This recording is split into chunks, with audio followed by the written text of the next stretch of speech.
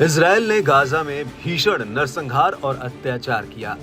विश्व के अलग अलग यूनिवर्सिटी से लेकर वहां के देशों की सड़कों पर इजराइल के खिलाफ विरोध प्रदर्शन हुए। अब इसको लेकर ह्यूमन राइट्स वॉच की एक नई रिपोर्ट भी सामने आई है। रिपोर्ट की माने तो इजराइल ने गाजा में फिलिस्तीनियों का जानबूझकर और सिस्टमैटिक तरीके से सामूहिक विस्थापन कराया है। भले ही उसका ये कदम युद्ध अपराध और मानवता के खिलाफ है, लेकिन यही सच है। इसको लेकर एक अन्य रिपोर्ट में यह भी सामने आया है कि इजराइल गाजा में स्थायी इंफ्रास्ट्रक्चर बना रहा है और वहां उसकी लंबे समय तक टिकने की योजना है। अमेरिका स्थित एडवोकेसी ग्रुप द्वारा पब्लिश किए गए 154 पन्नों की एक रिपोर्ट में 13 महीने से भी अधिक समय से इजराइल द्वारा गाजा में की गई तबाही और विस्थापन के लिए लोगों को मजबूर करने के पीछे के कारणों की जानकारी दी गई है। संयुक्त राष्ट्र के अनुसार लगभग 19 लाख फिलिस्तीनियों को विस्थापित होना पड़ा है, यानी कि 90% से अधिक आबादी विस्थापित हो गई है।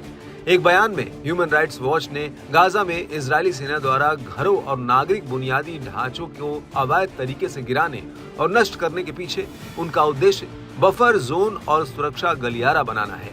इससे फिलिस्तीनियों के अस्थायी रूप से विस्थापित होने की संभावना है। ह्यूमन राइट्स वॉच शरणार्थी और प्रवासी अधिकार शोधकर्ता नाडिया हार्डमैन ने कहा कि इजरायली सरकार फिलिस्तीनियों को सुरक्षित रखने का दावा नहीं कर सकती। उनके मुताबिक जब वो उन्हें भागते हुए भी मारती है, सुरक्षित क्षेत्रों पर बमबारी करती है और उनके पास भोजन पानी नहीं पहुंचने देती है, ऐसी इजरायली सरकार से फिलिस्तीनियों की सुरक्षा की उम्मीद नहीं की जा सकती। इजराइल ने फिलिस्तीनियों के घर लौटने की गारंटी सुनिश्चित करने के अपने दायित्वों का साफ तौर पर उल्लंघन किया है। बड़े क्षेत्रों में लगभग हर चीज को नष्ट कर दिया है। इस रिपोर्ट के जवाब में गुरुवार को इजरायली सेना ने कहा कि वो अंतर्राष्ट्रीय कानून के प्रति प्रतिबद्ध है और उसी के मुताबिक काम करती है। इसके तहत वो नागरिकों को युद्ध से बचाने के लिए आदेश जारी करती है या सूचित करती है। इजरायली सेना का कहना है कि अंतर्राष्ट्रीय कानून के उल्लंघन से जुड़ी कोई भी रिपोर्ट और शिकायत इंटरनल रिव्यू बॉडी को भेजी जाती है।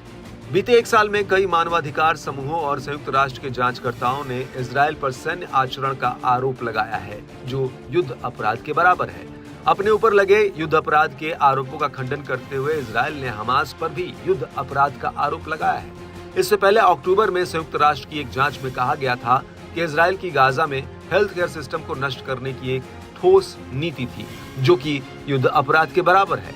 इजरायली विदेश मंत्रालय ने आरोपों को अपमानजनक बताया और कहा कि ये आयोग का इजराइल के अस्तित्व को ही अवैध ठहराने और आतंकी संगठनों के अपराधों को छिपाने का एक प्रयास भर है।